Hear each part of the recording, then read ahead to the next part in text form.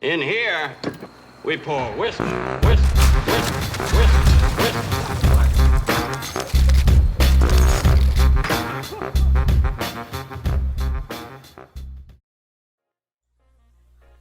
Alright guys, just want to go over a little bit of the Warzone tournament rules and basically just how it's going to play out. So let's jump right into it. First we'll talk about the scoring, and I'll try to go over this quickly, but it's going to be based on kills, damage, and placement. We got a pretty wide range of players at different skill levels, so this kind of makes it playable for everybody. It's not just kills, because if it was just kills, certain players who have a little more aggressive playstyle, more experience, would just kind of steamroll.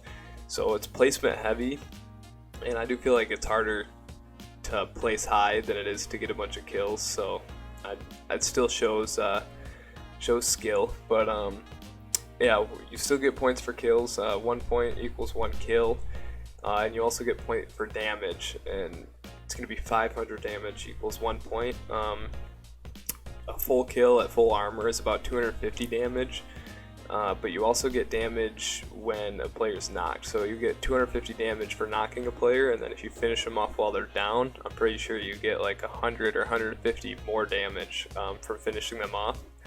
And then you also get damage from the gulag or random guys that you shoot, but you never end up finishing them off. So that's a little bit of a boost as well. And then as far as placement goes, if you get 10th place or better, you get points. If you don't get 10th place, you don't get any points for placement.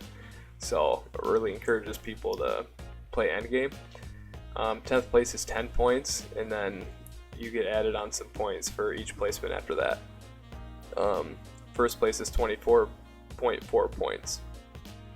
Yeah, definitely want to be playing for endgame, trying to get wins. But yeah, some kills along the way will really set you apart from the other guy. So a couple of rules I tagged down on the bottom there. Pretty much the only rule is that I put down there is if somebody lags out or disconnects, you have two options. You're either gonna restart that match with your team if you guys agreed to, and then just play another one, which hopefully doesn't happen because it's going to set back the schedule a little bit. But otherwise, what you can do is take the placement point. So if you lag out but your two teammates go on and get third place, then you can take their placement points, but you don't get any points for damage or kills. So, and then make sure you just message me the details on that if it does happen. Hopefully it doesn't. Alright, let's get into the teams and linking up. So here's the team assignments. I came up with these pretty much randomly.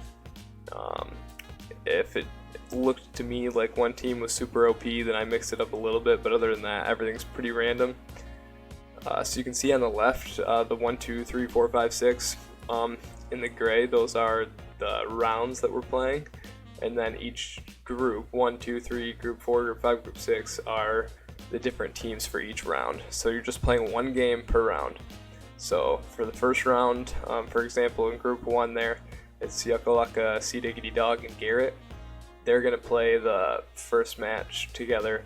And then once that match ends, they move on to round 2, and they're going to find who they're going to play with for that next game.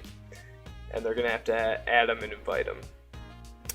That's going to be the trickiest part of the whole tournament, is ending a game and then you got to go find who you're playing with next and add them into your game. But there's going to be a little bit of a waiting period there because they still have to finish their game, and games are going to take different lengths. So try to have patience in between rounds, and also have people added ahead of time if you can, and just shoot them an invite as soon as you're done so that we can keep things rolling. Once your whole group's there, all their previous matches is finished and you guys are linked up, you guys go ahead and start your next one and just keep rolling with it.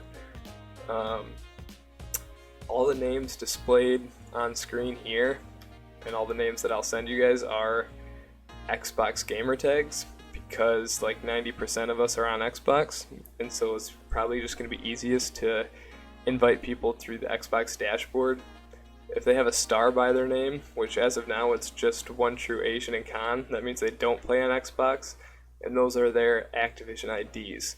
So in the Activision friends list tab, you're going to have to add them to your friends list and then invite them to your game. For those specific cases, it'd probably be easiest to have one of the Xbox players host the match and then invite the Activision person, because if the Activision person hosts, then they're going to have to get the Activision IDs of everybody and invite them to their game. It's going to take a lot longer. So if you're not playing on Xbox, just have somebody else invite you to their match. But yeah, it's pretty straightforward, at least to me. Just go through and play all the rounds and get with your respected team. And after every match, this is the important part, you got to take a picture of your scoreboard. Once you leave the match or back out, you can't go back and look at your score. So you have to take a picture before you guys back out of the game. So I know your kills and damage. And then also, you want to take another picture of the placement. And it's kind of shitty because it doesn't show you your placement at the scoreboard. It only shows it when it pops up that one time, right when you die or right when the game ends. And so try to get ready and just take a picture of that. If you don't get a picture of that, not the end of the world, just send me your scoreboard and then tell me what place you got.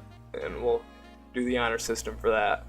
Yeah, so I'm going to send a Discord link. If you don't know what Discord is, it's an app, or you can use it on your desktop.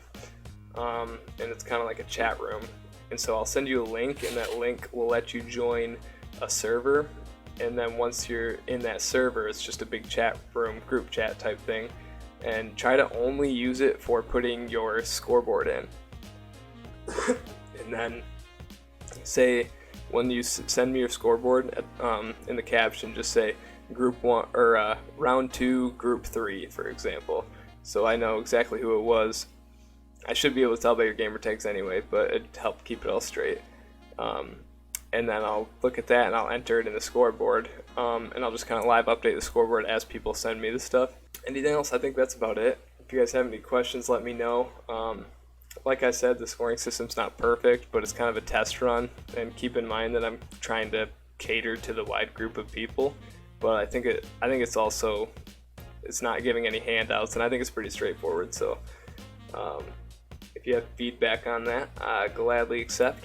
But just let me know after the tournament's over. So for this tournament, we're just going to stick to this format and see how it plays out. And then we'll adjust for the next tournament, hopefully. So yeah, we'll see you guys later on.